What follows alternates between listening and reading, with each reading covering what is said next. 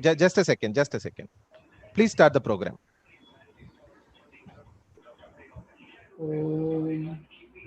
सदाशिवसमारम्भां शङ्कराचार्यमध्यमाम् अस्मदाचार्यपर्यन्तां वन्दे गुरुपरम्पराम्. Everyone, namaskaram. Welcome to this program today. A very special program addressed by our dear Sri Venkatraman. I don't think anybody needs to get any introduction from me for the speaker. In fact, he is a prima donna among the Guru Bandhava group, the mainspring of the Guru Bandhava group. There is nothing to introduce to him beyond saying that he is a rare gem, a person who combines a great professional knowledge, integrity, a great sense of personal rectitude, and an indescribable Guru Bhakti. In our combination, we are so blessed that he is part of this group, and despite all his preoccupation in his work as a leading lawyer and as a Solicitor General to the Government of India, he finds time to do this. Last time he spoke very nicely about advice to the young people on Vedanta and Guru Bhakti Pati Sonnar. And today he is going to talk about Vedanta from the perspective of the conversations which Sri Sanjaya Swamigal had with two great lawyers. I am always fascinated in the book of Padikira Bodhala, Guru Vyasa Padikira Bodhala, and the conversations is so endearing, so replete with great bhakti, meaning and everything. Number Guru Paramara Acharya always have a great affection and fondness for lawyer disciples. Nyanananda Bhardigal is a great lawyer. He has done human service for Madam. Our book is now a standing testimony to the Acharya Guru Paramara. Adhe Martha in the book. So, in the special affection of Acharyas come from two points of view, in my view. Number one, the mind trained as a lawyer is so clear, crystal clear. It is able to express itself very clearly. And number two, when that mind is oriented towards Bhakti and Guru Parampara, he is able to bring in the best aspects of Guru Parampara and Guru Bhakti in a most telling manner for the benefit of public at large. Adhanalda Acharya had a special affection, and I'm sure Mr. Venkatraman, all of you know, enjoys a great affection of Acharyas. He's done immensely great work for our Madam. He is also doing a number of charitable work which many people don't know. He doesn't want to publicize it. The whole family is so gem of a family devoted to the Madam. Our Guru Parampara and our Sringeri Peetam. We are so fortunate that he is with us to talk about today the experiences of conversations in Gist of Vedanta from the perspective of two lawyers, disciples at the holy feet of Sri Chandrasekhar Bharati Mahaswami. Without any further delay, let me request Mr. Venkatraman to give his address. Thank you. माला सुधा कुंभ विबोध मुद्रा विद्या विराजत करवारी जाता अपार कारुण्य सुधांबुराशिं श्री शारदांबां प्नतोऽस्मि नित्यं शंकारूपेण मच्चित्तं पंकीकृतमुभूत्यया किंकरीयस्य सामाया शंकराचार्यमाश्रये प्रह्लादवरदो देवो यो नुसम्मः परो हरिः नृसिंहोपासकं नित्यं तं गुरुं भजे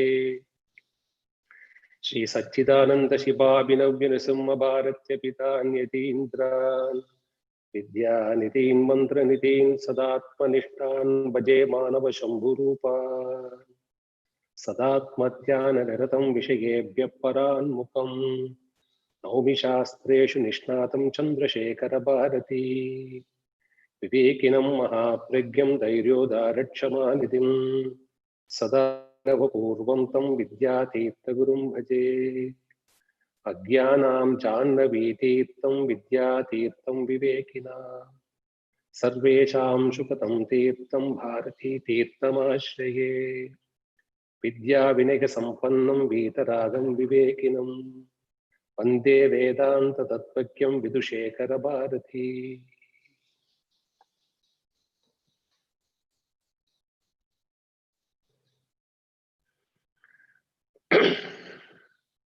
I offer my humble pranams and dedicate this talk at the lotus feet of Mahasannidhanam and Sannidhanam. I also offer my respects to the entire fraternity of speakers who uphold our Vedic and Sanatana Dharma across the globe. Many of them doing it in a very selfless way. Humble pranams to all of them. And this attempt on practice of Vedanta is a very divine conversation that happened between our 34th Acharya, Jivan Muktar, Jagadguru Srimad Chandrasekhara Bharati Mahaswamigal. And of course, as said by R.K. Mama, two advocates, one finally becoming a judge of the Honorable Supreme Court. The father is late Kuppusamy Iyer, and the son, who finally became a judge of the highest court, Justice Chandrasekhara Iyer. But when this conversation took place, he was a judge in the Salem court.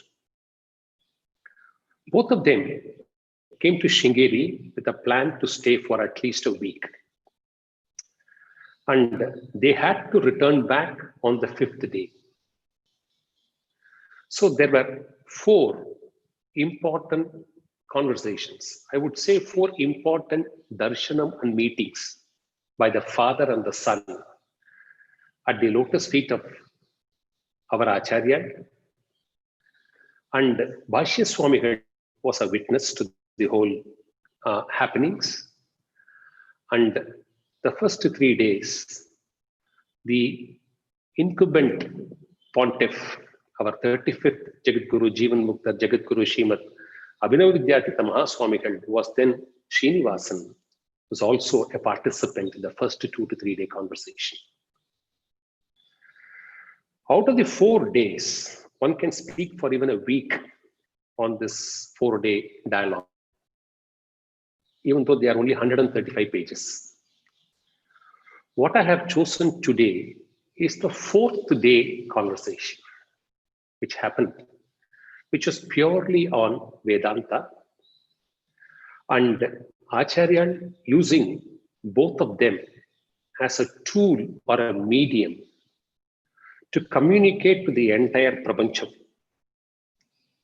What do we mean by Vedanta? And what is practice of Vedanta?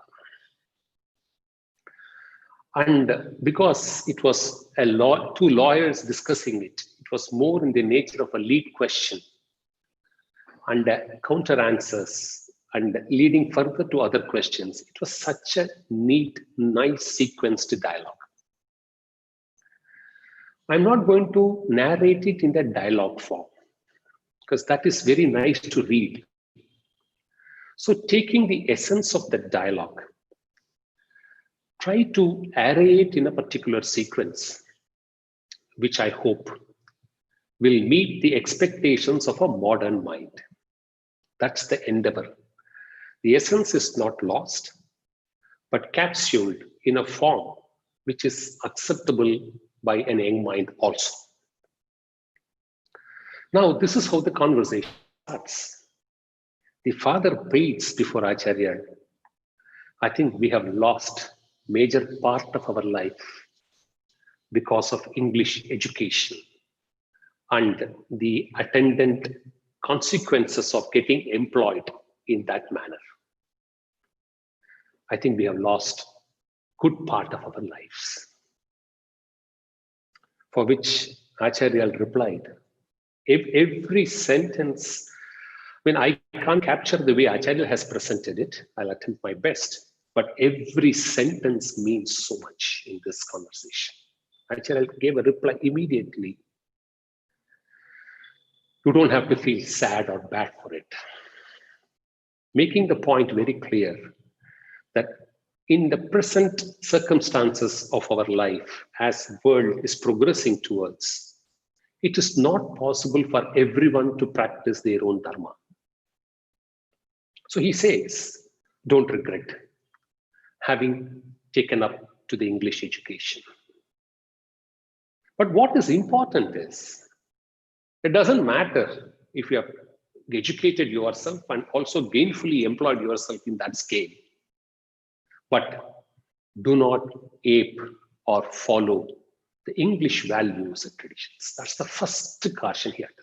If you can disconnect this in your life today, it's precious, because that is a good starting point. Follow the English style of employment or education, but not their life and traditions. What is happening now in the English world? They are following our traditions. Many countries are now reciting Bhagavad Gita. Many countries are willing to listen to Vedanta lectures. So they are aping us instead of we following our own traditions. So this is the first caution he utters. Then next question is asked. What I meant was that I have wasted my life acquiring only worldly knowledge. That was the next question put, for which Acharya replied, in a way it's true, because worldly wisdom and worldly knowledge can only make you progress in worldly life. It's a very important message, because all of us think, and many reformers do now suggest only to benefit us, to say that you should come into this fold. I'm not in any way undermining their efforts. So the idea is, in spite of your worldly pursuits, you can still see God is one approach. Acharya says, worldly acquisitions and worldly knowledge will give you only worldly wisdom. Be very clear about it. And says, as you sow, so you reap. If you sow a mango seed and want a banyan tree to emerge, it can't, it won't. It's against laws of nature. And therefore, do not feel bad if you're going to pursue only a worldly life. Don't regret. If you want to pursue, that's your choice. But by continuously pursuing that, don't say that I have not got the benefit of Vedantic life. No, you can't get it. This he makes it very clear. And therefore, there is a sense of insecurity by the two listeners. Oh, then where are we placed?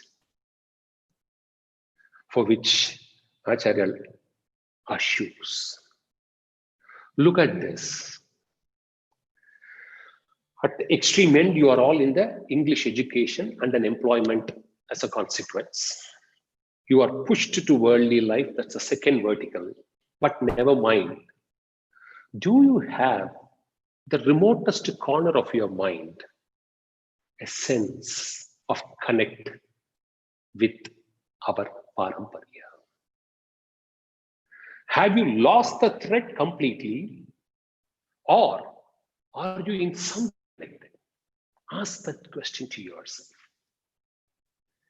If you have lost the thread, saying that my life starts from the morning till I retire, and as I sleep and I get up the next day, 24/7, my life is only going to be worldly, and I believe only in a worldly life, don't regret later. On the other hand, even if you have some indirect impact or connect with our Sanatana Dharma, then there is hope for you to travel back. So he says, he puts 6 questions for us to answer. He says, ask these, it's a self-introspection. It's a self-analysis, what all management people teach you every day in and day out for you to reach your goal. You must know your strengths and weaknesses. So he puts the same 6 questions to you. What are those 6 questions? 1, do you believe in Dharma? 2, do you believe in Vedic scriptures and its tenets and its truths as unquestionable truth? 3, do you believe in a guru? And 4, Do you pray to your Ishta Devata and Kula Devata? If you do the self-check, I think most of us may qualify 4 out of 6 without much difficulty. Now comes the 2 tough questions. Do you somewhere think in your mind, this life is, material life is purposeless? Are you able to think on those lines, feel on those lines?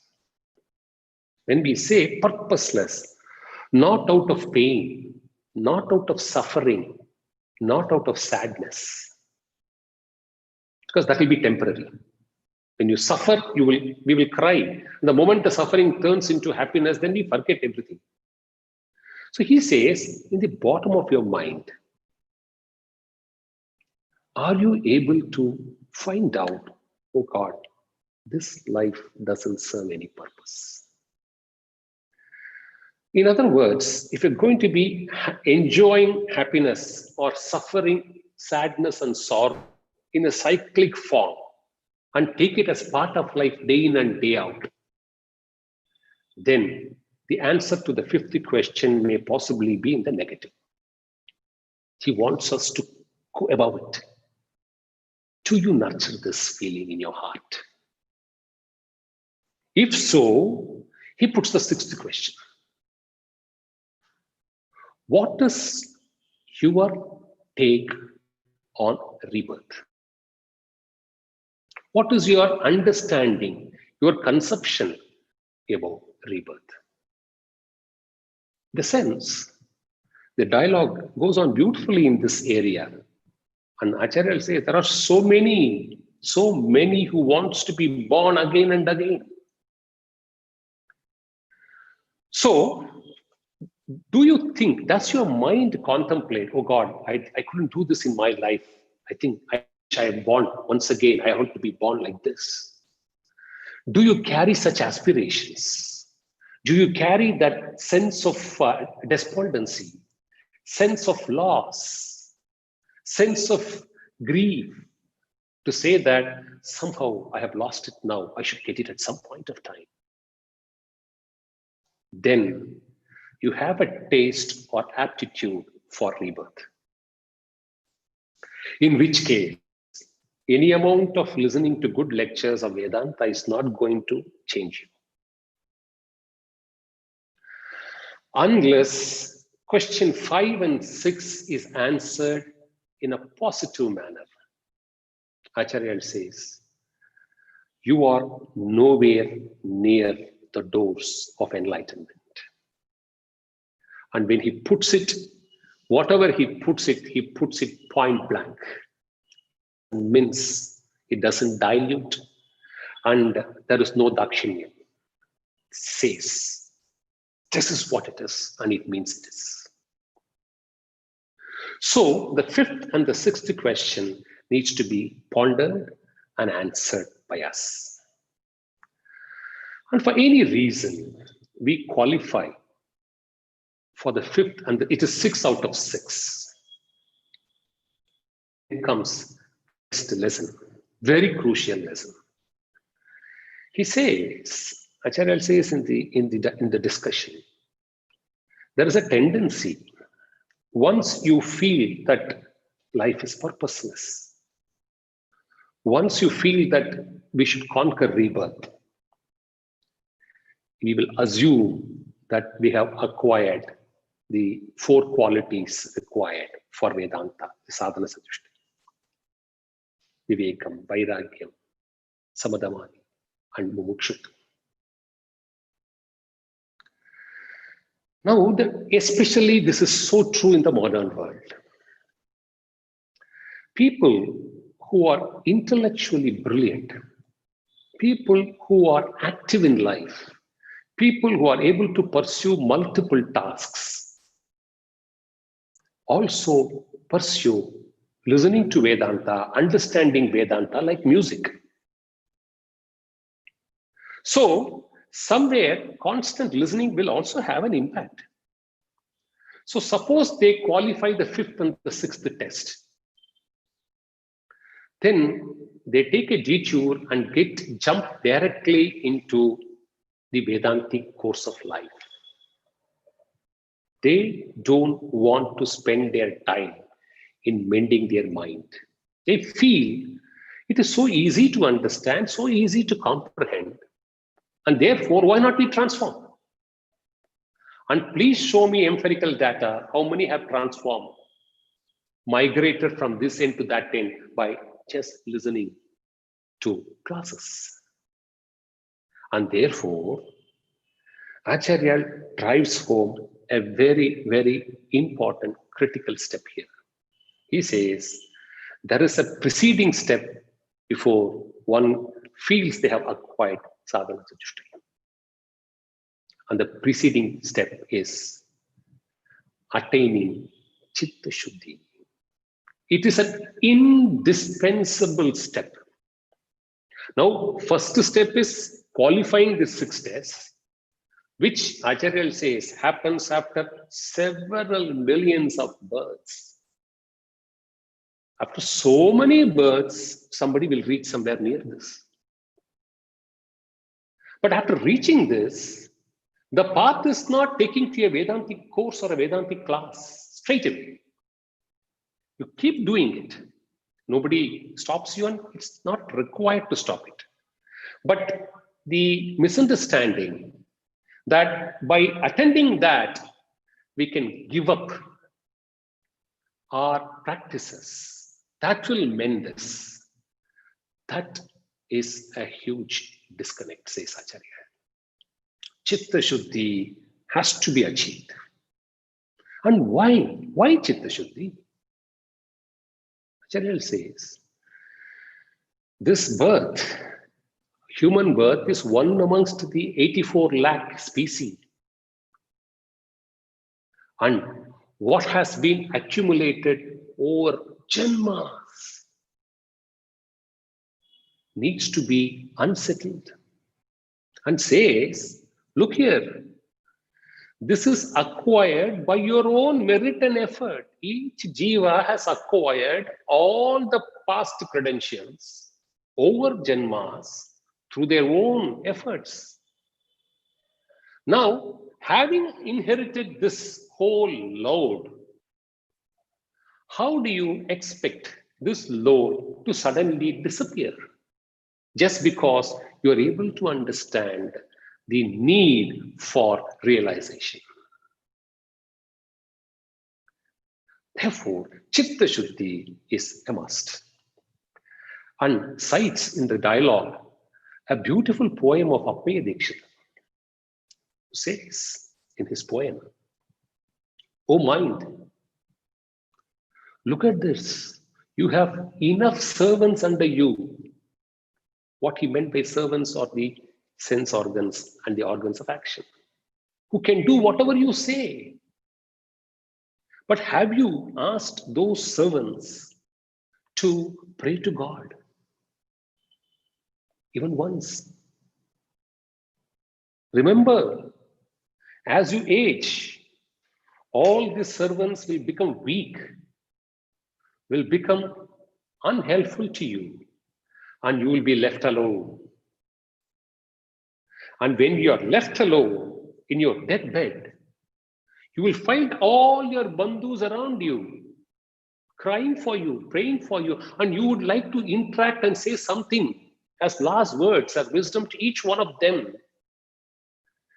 Then when and how will you find the time to pray God? If you have not done it when you are active in your earlier years, when all your organs of action and sense organs and the mind are fresh, fit, and capable.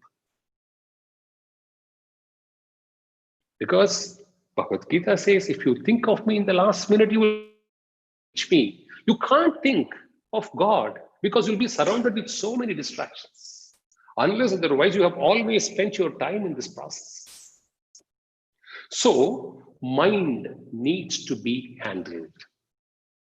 and the dirt, accumulated load of the mind needs to be eradicated. See, you also read a lot of modern thinkers' views on this. See, always read the original text and you must be current. You should also understand how modern world deals with it. It's helpful in a way. And what do they say? They say, we say mind drifts. Their view is, no, mind is part of the body. Mind is in the same place. Mind doesn't drift anywhere, but it's only the thoughts that drift. All right, let's take it that way. Thoughts drift. And thoughts are pre-programmed. Thoughts are already fed into the system. And thoughts will therefore keep doing its own work. And remember, the moment we enjoy a pleasure, that gets registered. Once a pleasure gets registered, this is how the mind works. It says it will start meditating on that pleasurable act as part of our imagination. You just check it up. You will start imagining that pleasure in you. Jnanandabad Swamigal has written it so beautifully. How does desire deceive and get into you? He has written a beautiful paragraph. So we will start to meditate and imagine about it. And more often, we will not be able to access it. And it consolidates and becomes part of our hard disk in the mind. And Vidyaranya Maharaj in Panchadasi says, see, it is the sense organs which is connected to the outside world. It picks up all the feelings, all the emotions, and gives it to the mind. And the mind keeps processing it and allows the organs of actions to execute. It's a perfect match. Sense organs are connected outward, brings in emotions into the mind, inward. Mind processes with the buddhi and allows the organs of action to execute it externally. So, when this happens continuously in our lives, how can, by mere reading or understanding Upanishad texts, we can become a self-realized soul? Because this process is going on and on and on. And under all these texts very clearly says, unless you dissolve the mind, there is no moksha. Mind has to be dissolved. Whereas we keep pumping more and more simultaneously as we keep reading or understanding this. So Acharya says, Chitta Shuddhi is indispensable step. Therefore, the two queries immediately pose a question, which all of us would like to, if we have the chance to talk to Acharya. So they say, all right, we will not bypass. We understand. Chitta Shuddhi is very, very important. But why not, Acharya, do the magic? We are before you. You bless us. You give your anugraham so that this loads and loads of, say, dirt accumulated over janmas will suddenly vanish through your anugraham. Please give your anugraha shakti and dissolve it. Dissolve our minds. For which Acharya smiles at them and said, that's not the way. And quotes examples from Viveka Chudamani to say, suppose you bear a heavy load on your head. Your friend can download it from you and he can carry the load. It's possible. Suppose the father dies, leaving a huge debt. It is possible for the son to repay the debt. It's possible.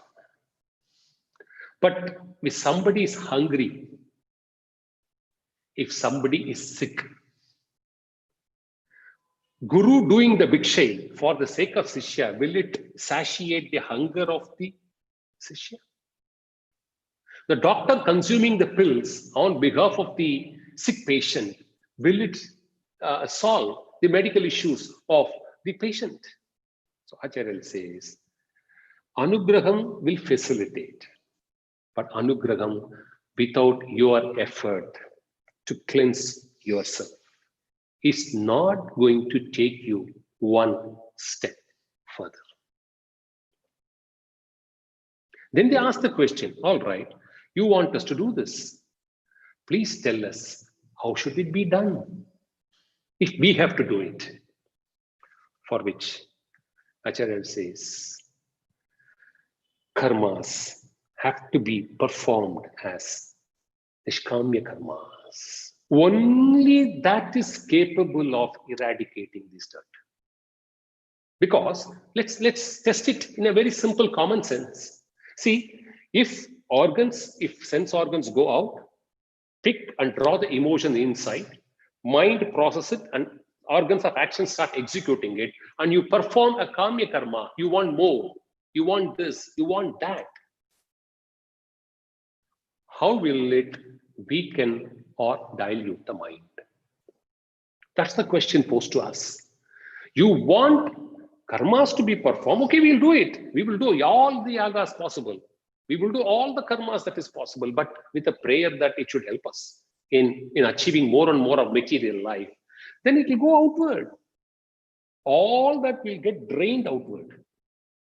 And therefore, there is a mandatory requirement for you to perform it in a nishkamya way. Selfless, without expectations. And this is where he puts a beautiful dimension, very rare. We might not have read it in many texts. The quintessence of nishkamya karma, the quintessence of chitta shuddhi. How does it happen? See, all of them, all the reformers who speak about mind, they say about this. You should make your mind still. You should make your mind a witness. You should distance your mind from yourself. How?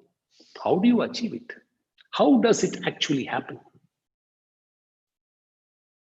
The answer is, Acharya says, see, when you do a karma as a kamya karma, you propitiate various deities, various devata. You invite all of them and pray and say, please give me this.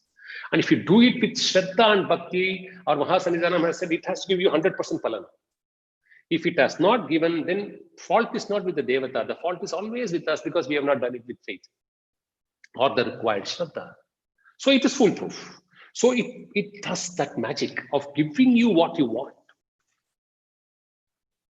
Similarly, Acharya says, if you perform a karma in a nishkamya karma, selfless karma, the same deities and the devatas start facilitating each of the sense organs and the organs of action, including the mind, and they start cleansing it. This is Chitta Shuddhi. He says that very emphatically in this dialogue. The same devatas help you. So choice is yours. You call them, invite them, and ask for more and more, and drain it. And make more mistakes. That's one option. You invite them and do a selfless karma. Then they will strengthen. They will first strengthen. They will still it. They will thin it. And they will dilute it. And finally, they will dissolve it. See the life history. Read how the 7 important, the 1.5 years between 1934 May and December 1933 of Jyeshta Mahasannidhanam's life. The types of margas and upasanas, yes, resorted to in finally dissolving the mind. So, Chitta Shuddhi is indispensable. And we have to do the Chitta Shuddhi, attempts to Chitta Shuddhi ourselves. And if you do it in a selfless way, the same deities come and aid you.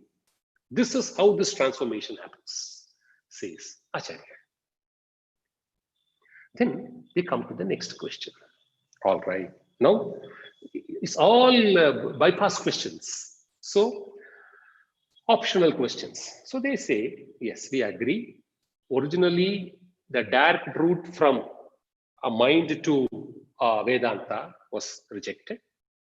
Two, the need for Chitta Shuddhi was emphasized, and how to achieve Chitta Shuddhi was taught. Now the next question. They say, look here, we understand. Now, by performing this selfless karma, see, Chitta Shuddhi is gained in two ways. They are the vehicles through which we can attain the Shuddhi. One is through karmas, another is through bhakti. Bhakti leads you to surrender, and karmas lead you to renounce. In fact, Swami Shivananda, in one of his texts, beautifully puts it this way: Bhakti Marga leads you to Bhava Samadhi. Yoga Marga leads you to Nirvikalpa Samadhi. Karma Marga leads you to the doors of knowledge because you get purified. And Jnana Marga leads you to salvation. So these are the two ways in which we need to progress, certainly. And let's even buy the argument of today's thought process, because most of us are in karmas day in and day out with our work. And we are not able to perform all the yagas and everything that is possible. Are we able to do those karmas in a selfless way, without expectations? Do it as a duty. If we start doing that as a duty, somewhere it will progress over a period of time and give us Chitta Shuddhi. The ability to renounce the very same work which we have been doing till yesterday very passionately and with bondage. The same work, it's the same Devata which does this. You keep working with promotion in mind. You keep working with wealth in mind. You keep working, conquering this world. It takes you there. If you put efforts and belief, it takes you there. After some time, you become virtually tired. Enough is enough. Then reverse the process. If you reverse the process, and if you start doing the very same work in a selfless way, one day you will reach the doors of enough. That work will slowly move away from you. It's possible. But karmas cannot be given up. Now, they ask a question. You want us to perform karmas with bhakti, because faith and shraddha is important. All right. We are now performing bhakti to gods. And our Puranas very clearly say, the more and more you surrender to God, the more and more your ego gets in both these yogas. By performing karmas and by performing bhakti, ego in the mind and ego, they're all in the same frame. They'll thin slowly and dilute and then get destroyed. Very well. Therefore, by doing this to gods, by doing this to gurus, can we attain moksha? And they give an example. The two lawyers, they say it's like an employee is working with an employer and he commits a big mistake. And the employee seeks redemption of that mistake with the employer by serving him sincerely, in a very apologetic way. And finally, the employer feels satisfied. Yeah, you have done a mistake, but I'm ready to pardon you. And kicks him out. That cobweb is gone. And says, you shall now be restored to your position and can grow in life. When an employer can do this with compassion, gods are most compassionate. There is no comparison to compassion of a god or a guru. So, by surrendering all these sins, all this dirt, everything they can compassionately remove it. I'm putting my effort. This time, the question is not without effort. Let me put all my effort and surrender. Can I reach moksha straight away? That's the question they put. Acharya says, that's not the way you can reach moksha. Bhakti per se does not lead to moksha. And they cite the example of Gopikas in Rasa Krida. See, they have reached moksha. They knew nothing else other than Bhagavan Krishna. They gave everything up and was worshipping the Lord. And Purana says they reached moksha. So how do you say bhakti per se does not lead to moksha? For which Acharya replies, look here, this statement is not a arthavada. This statement is true, but relatively true. And says, this whole journey of life has to be put into 4 sections. The Karma Kanda, the Upasana Kanda, the Jnana Kanda, and the attainment of the Jivan Mukta stage. For somebody who is practicing the Karma Kanda, all these Bhakti Puranas drive that message very clearly for them to perform it in the best faithful and Shraddha way, without difficulty. And therefore there is a promise. And relatively it is right. Then you graduate into the Upasana Marga, which will also deal with the Mantra Shastra later. Upasana is a conduit between karma, a transition conduit. It transits you from Karma Kanda into Jnana Marga. Whatever is said there as the truths are relative there. It is when you stand in that phase of life, those truths are completely applicable for you. They are not irrelevant, they are not useless. Please don't undermine them.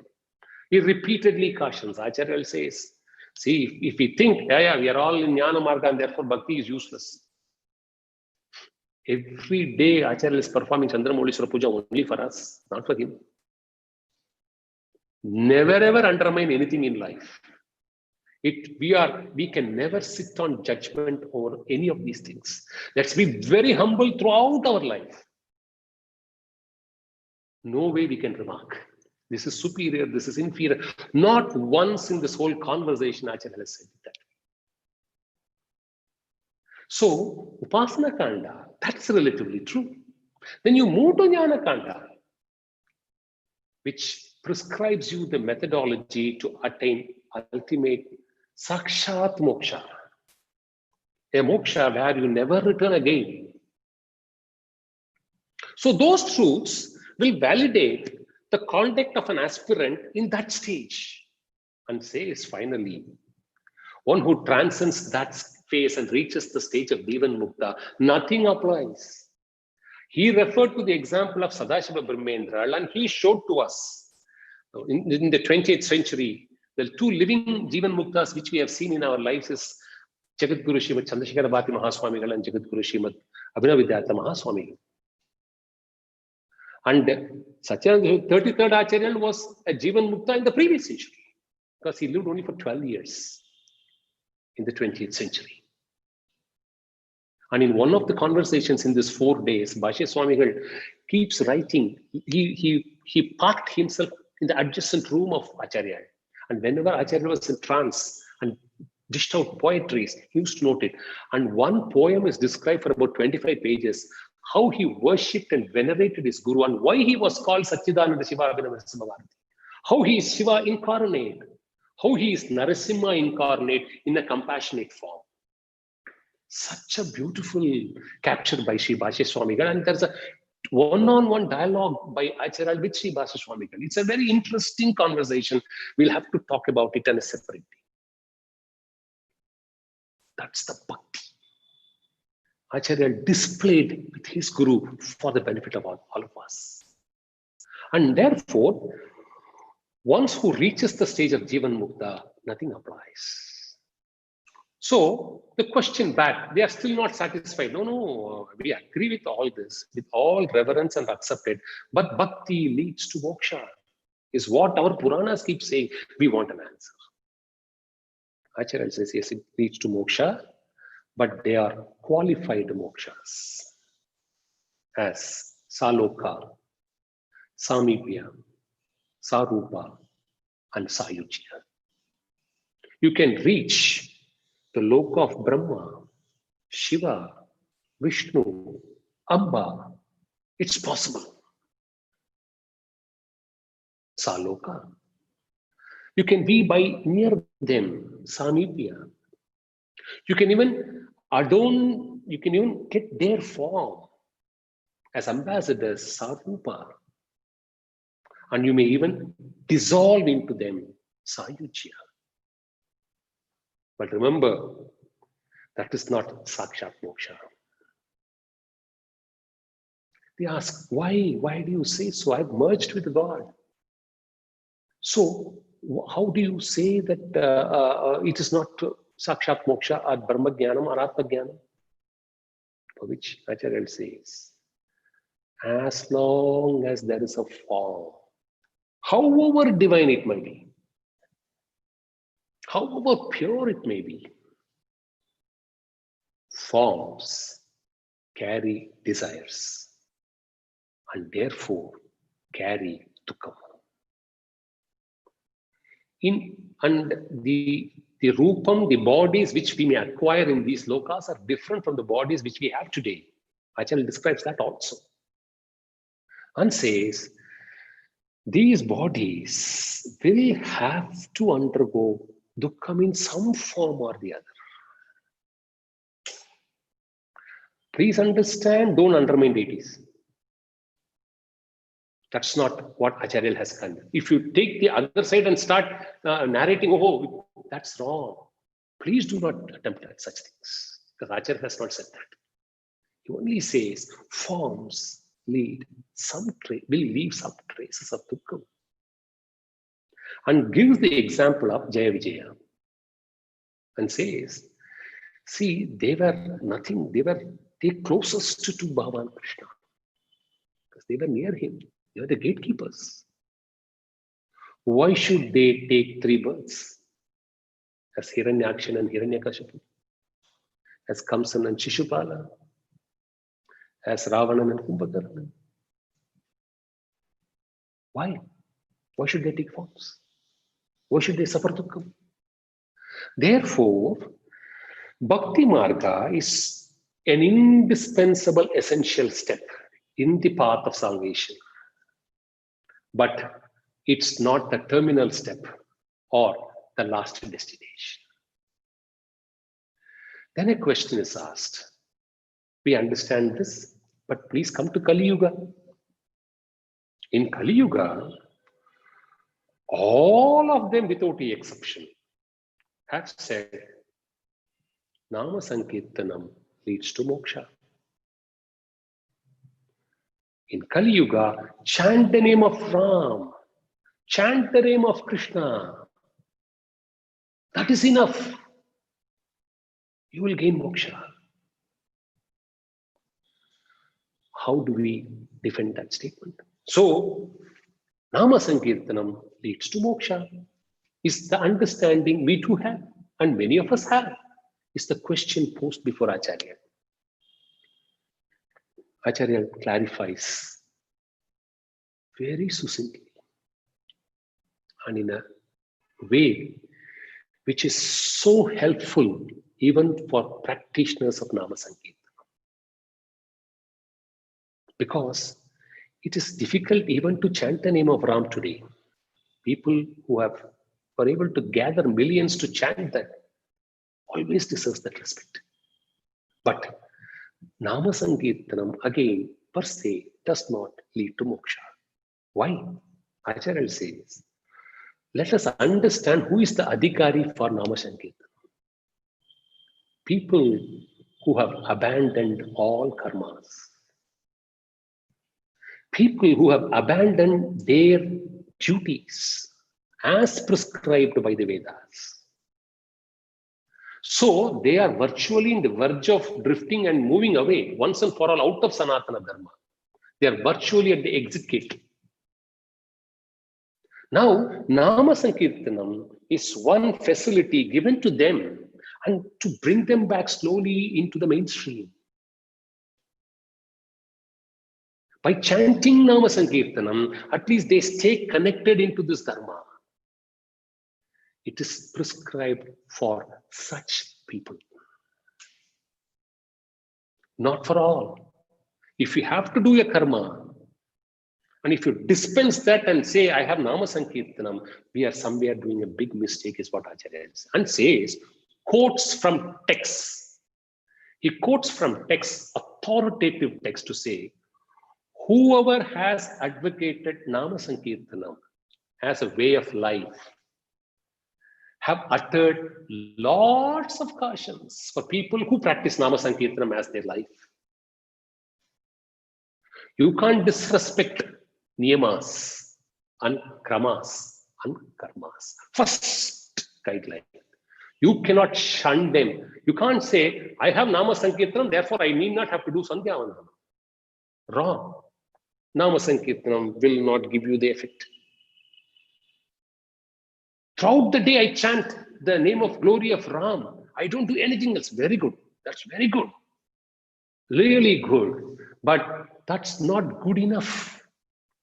If you're going to dispense your duties enshrined by Sanatana Dharma. 2, you can't shun gurus. You can't shun our Vedanta.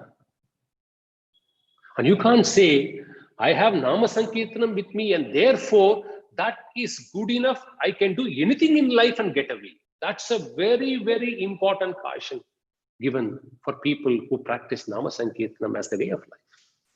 He quotes it from authoritative text, 10 points. I'm just giving you 3 or 4 as an example. These are the 10 stipulated conditions for any practitioner of Nama Sankirtanam. If you do follow those 10 and then do Nama Sankirtanam, it will take you to Jnana in no time. In no time. It will be potentially effective only when you follow these 10. And you abandon any one of them and say that I have Nama in my hand and that is good enough, then you will continue to be a struggling soul. It is still good. See, after all, you are saying the name of God. It will continue to do good to a limited extent. You will continue to be only in the outer ring of the stadium of life. You can't go near the central pitch because what is ordained has not been followed. So this per se, giving up the rest cannot lead to moksha. But the 2 lawyers don't leave it there. They quote again from Bhagavad Gita. And they say, surrender to me. Think only about me. Don't think anything else. Then you will reach me, says Bhagavan Krishna. And therefore, Nama Sankirtanam, Rasa Krita, all these are only examples towards that. So are we in any way disputing these verses of Bhagavan Sri Krishna? Acharya says, no way. No way we are disrespecting or dislodging them, because the same Gita says, the Bhagavan says, it's my will, my command that people follow Shastras and scriptures meticulously. The same Gita says, one who does not follow the niyamas, the kramas, and the scriptures and the Shastras deserve to be killed. Here, killing means it's not murder. Be in the samsara of cycles of births and deaths. So you can't leave one and read it out of context or out of focus to say Bhagavan has said this. Therefore, anything you do moving away from your prescribed duties is not either going to lead you to moksha daily straight, not possible. Even to reach the doorsteps of Jnana Marga, which is a critical, essential stage, is what Acharya is going to say now. So giving up and taking up something else, or taking up something and ridiculing these practices, both have to be shunned. Now comes the important stage. Now they say, all right, we understand bhakti, we understand bhajan, we are okay with that. But what about mantras? If you give me a mantra and I do that mantra, since I should attain moksha, that's why we are coming to your guru. So guru initiating a sishya into mantra is a gateway for moksha. Is it so? That's the next question asked.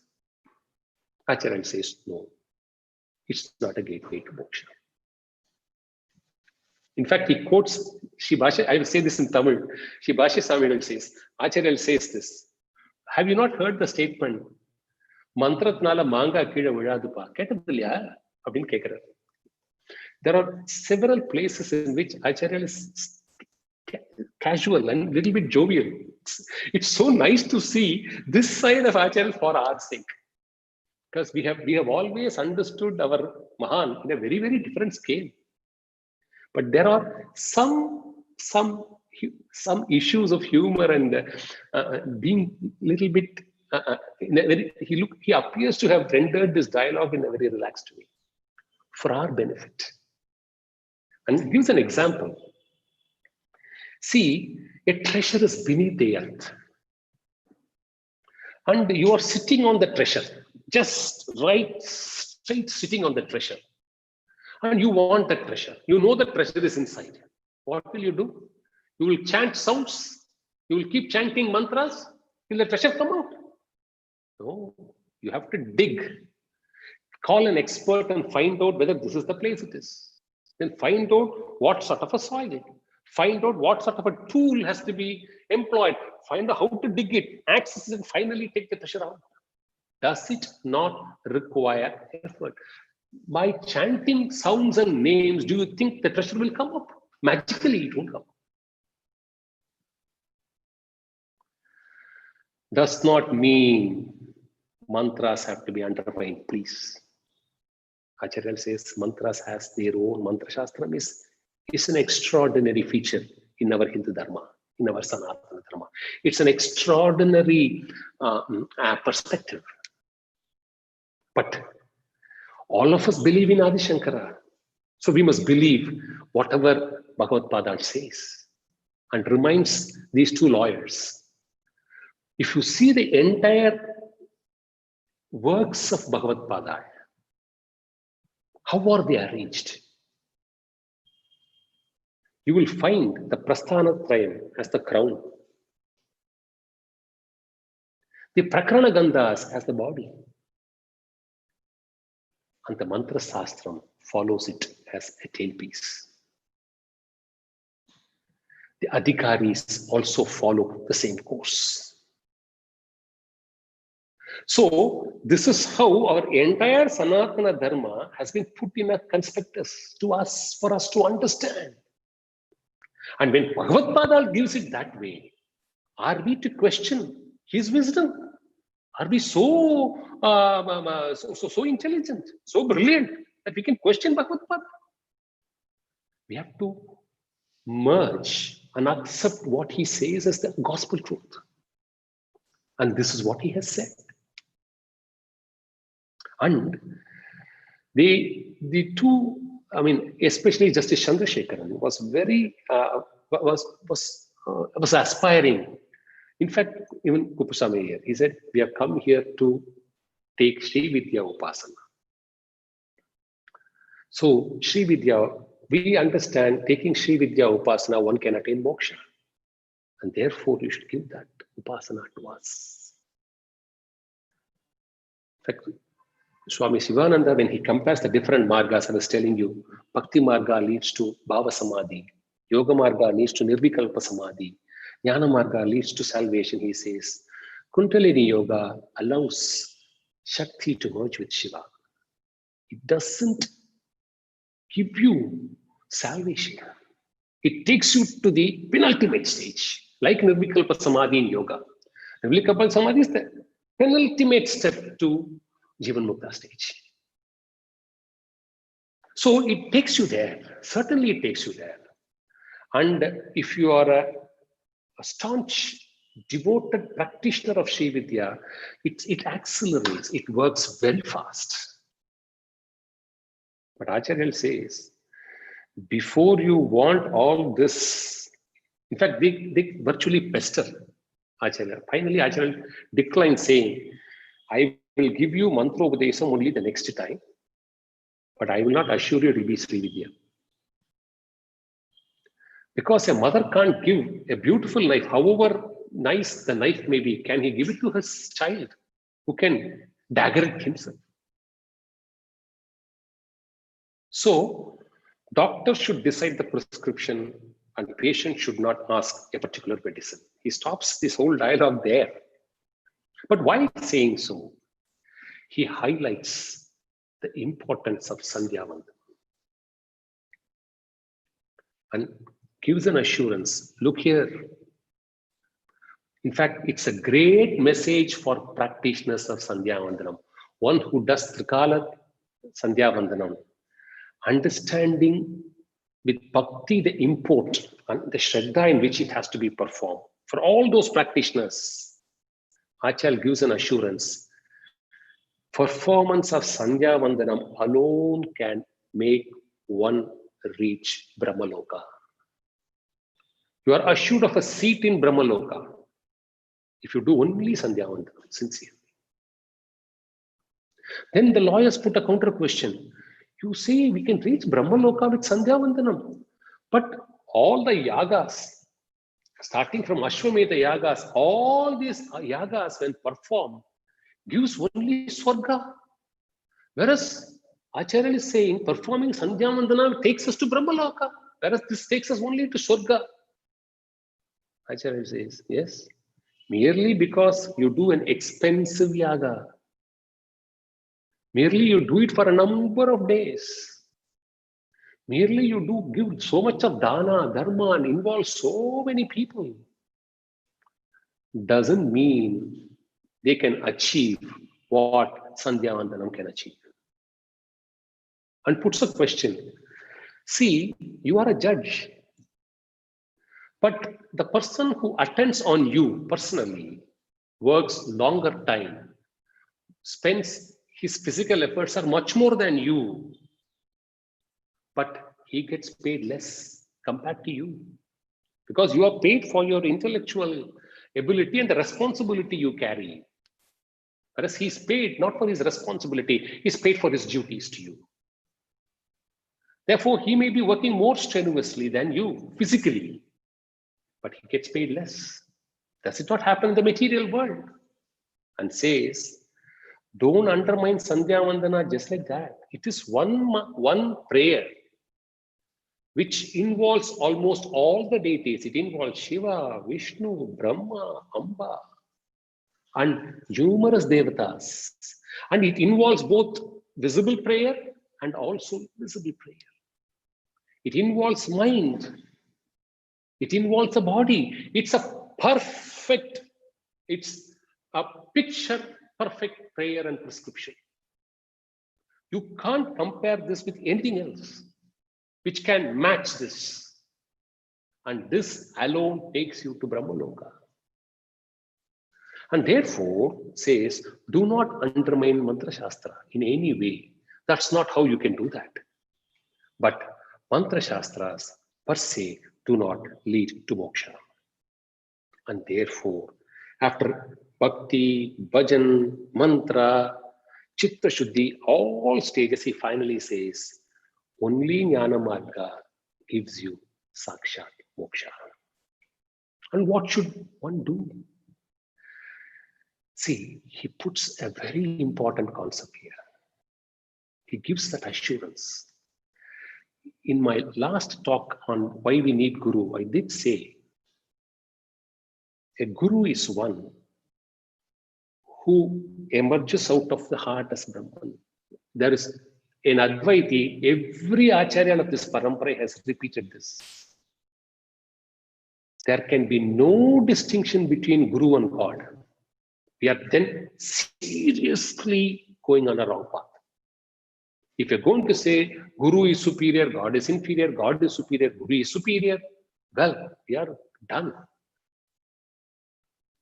So, it is this Brahman which resides in us, takes the shape of a Guru, allows us to surrender to God, and leads us back into this to say, you are nothing but Sakshat Brahman.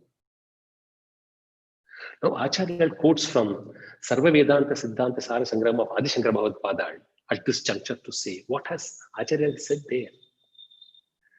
One who performs karmas, one who offers bhakti, when he reaches that stage of maturity, selfless karma and surrendered bhakti, sacrificing everything at the lotus feet, Acharya says, Bhagavad Pada has assured a Jivan Mukta as Guru will appear before him. He doesn't have to struggle. You will get your Upadesa. Have no doubts about it. If Acharya is delaying something for us, we have not qualified ourselves for that. He is ready. He is competent. He is ready. We are incompetent and we are not ready. And there's a mismatch. It's exactly what Acharya says here. If you have reached that stage, you will not slip away from a Guru. It is inevitable. The Guru will stand before you and bless you. This is the power of bhakti and karma. It takes you there at the feet, lotus feet of Acharyas. And what will a Guru do? Guru has a power called Shaktipadam. He can bless a devotee in 3 ways. Through glance, through touch, through just smarana. And gives an example. Acharya gives an example from that Navanida Kaivalyam. A hen sits on an egg, and it is the warmth which allows the chicken to hatch. A fish keeps seeing and allows its young ones to come out in the same water. A tortoise, after laying the eggs on the shore, comes back into the ocean and meditates, thinks about it, and the baby tortoise comes out of it. When it can happen for a hen and a fish and a tortoise, a Guru is endowed with all the 3 powers and says here, a sannyasi alone gets all the 3. Rest of the shishyas may get 2 out of the 3. And also makes it very clear, utters a caution. Please understand, Shaktipadam is not glancing at a shishya. By seeing a shishya, don't think Shaktipadam gets transformed. Shaktipadam is the tejas or the divine power of the Guru getting transformed into the shishya. A Guru is capable of transferring this. If you read the book of Jivan Mukta, you will see how our Jayeshta Mahasindhana has done it. Yes, Shri Umeshji has narrated about it. And by a touch, he gives the same experience of Kundalini also to him. These are the divine, extraordinary powers of a Guru. And Guru can do this. Guru is competent to do this. Guru is ready to do this.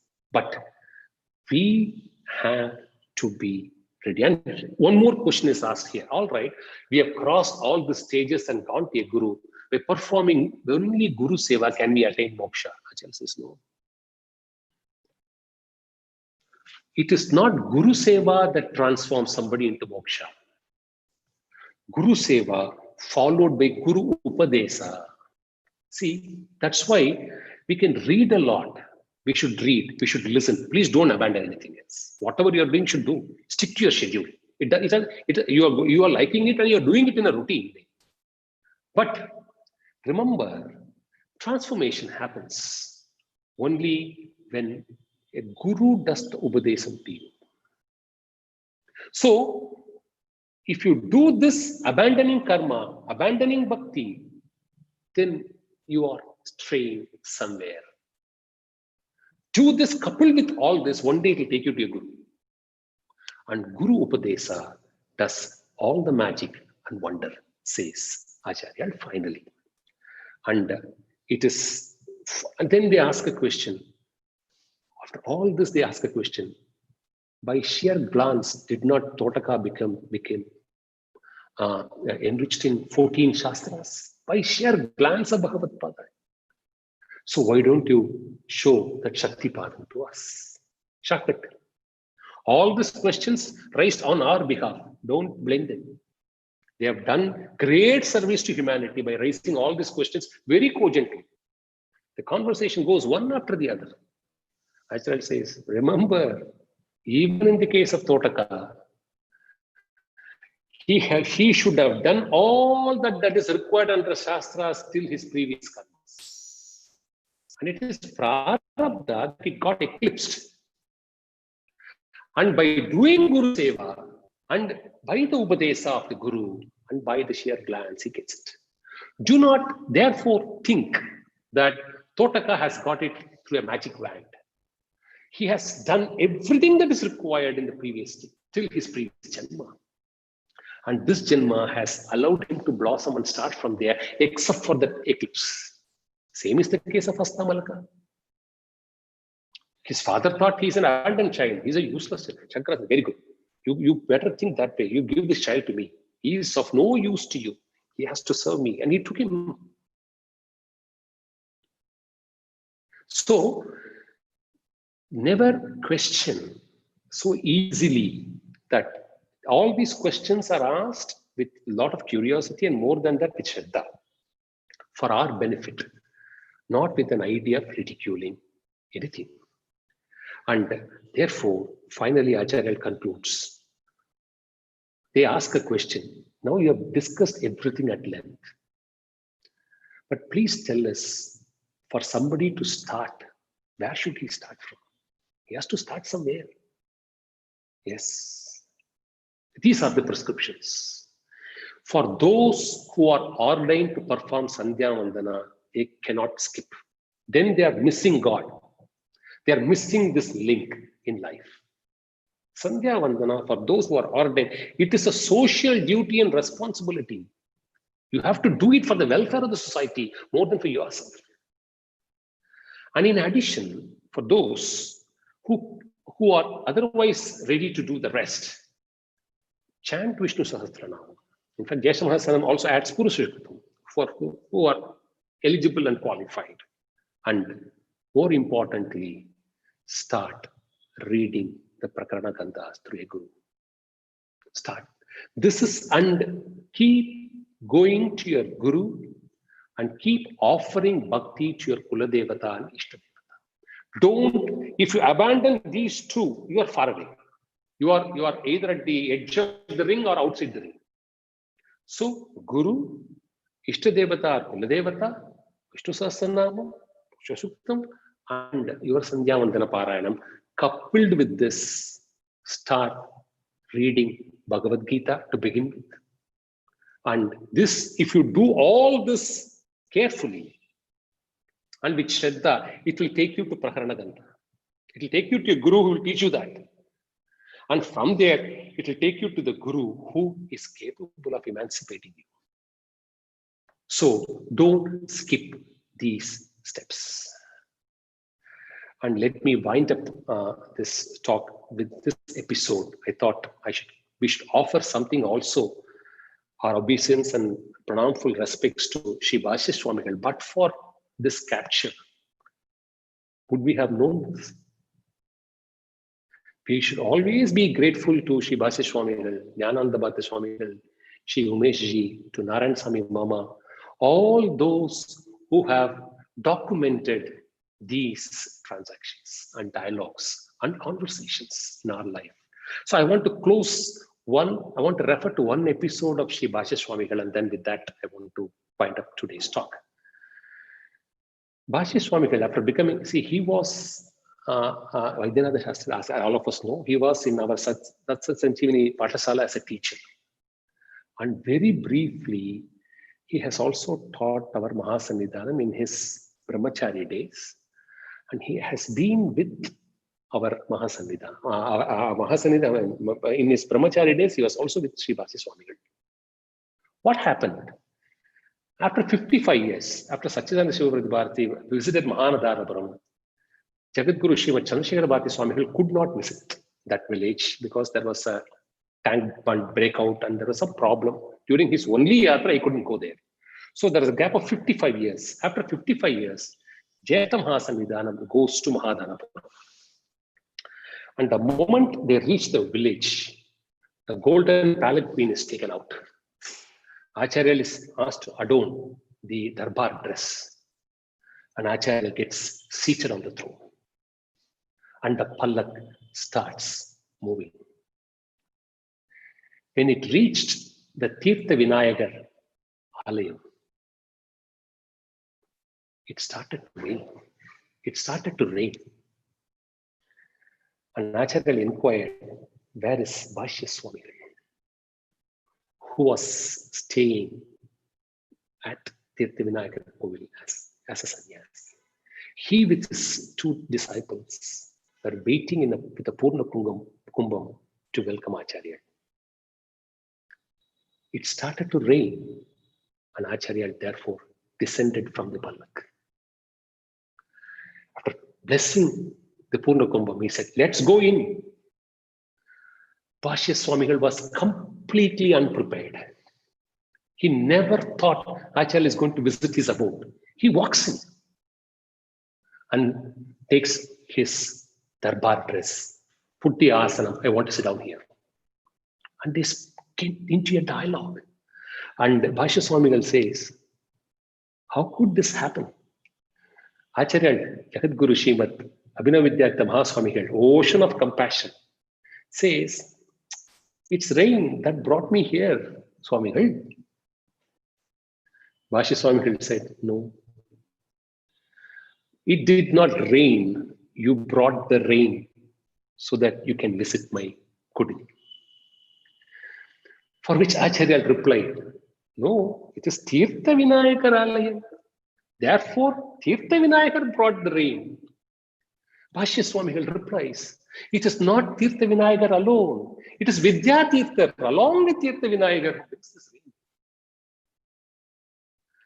And he said, it is not the protocol of the mutt. When Acharya is carried in a palanquin and that too in a darbar dress, it is impossible for him to get down and go into somebody's house because that is not the protocol.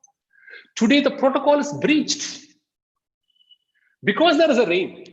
And somewhere you have to go and station yourself till the rain subsides. And that is how I entered for Bhashya Swamigal being his teacher. Very, very formative stage for a few years or whatever may be the time frame. See the Karuna Kataksham. Acharya blesses on Sri Bhashya Swamigal. And Swagata Patigai is read out in Sanskrit by Sri Bhashya Swamigal in this Mahadhanapuram welcome. So that's all of us know what Jnananda Bhatt Swamigal got in his last days. So all these great Sishyas who became sannyasis, they had their own unique experiences in their last days. The Karuna Kataksham was very unique and it was fulfilling, blissful and complete in every sense of the term. And I thank Tattwaloka and Sringeri Guru Bandhava. It is, see, after reading all these people, well, I don't consider myself even fit to be a dust under the feet of Acharya. The kind of work these people, the kind of seva and the kind of competence they have acquired by serving the Acharya. In this Aradhana series, I've been blessed to speak about this divine dialogue. I'm only fortunate, I'm only blessed. Whatever has come out of me has come out of just sheer grace, not out of any effort, because I know my competence levels. Therefore, I offer this entire talk once again at the lotus feet of Mahasannidhanam and Sannidhanam. And I thank each one of you for having spent your valuable time listening to this lecture. Sadatma Dhyanaratham Chebhya Parvanmukham Naumi Shastreshu Nishnat Chandrasekhara Bharati. Thank you so much.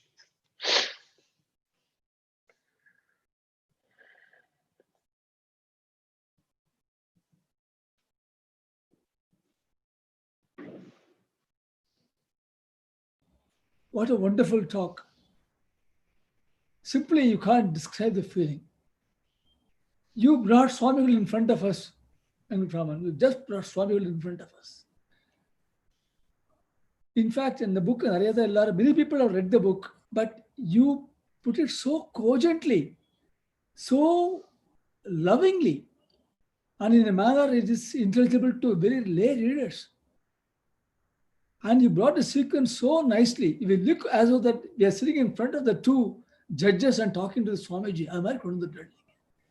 it's amazing. And the way you describe the Chitta Suddhi is a basic ingredient of getting closer to the final salvation is amazing point. And how Sandhyavandanam helps. Acharya again and again saying, don't underestimate the small things you do. This is not a small thing. The first initiation into your life is Gayatri Mantra. And Acharya showed several instances where how Gayatri Mantra can bring miracles in life. You put it so succinctly, so effectively. In fact, what you covered is only the fourth day of the discussion of the Swamigal had with Acharya. We all crave for more and more talks like this and bring the essence of the Acharya's presence to all of us. So they alone can help us. We are all brought up in the English education, in the English peshi, in the English values, how we can transform ourselves internally and get closer to the final goal in this very birth. Only talks like this can help us. I only, on behalf of all of the Guru Bandhavas and Tattvaloka, I convey my sincerest our thanks and pranams to you, and through you, the Swami Guru Parampara and Sri Mahasannidhanam and Sri Sannidhanam for enjoying the blissful talk today and be the recipients of Guru's grace through you. Thank you once again. Namaskar.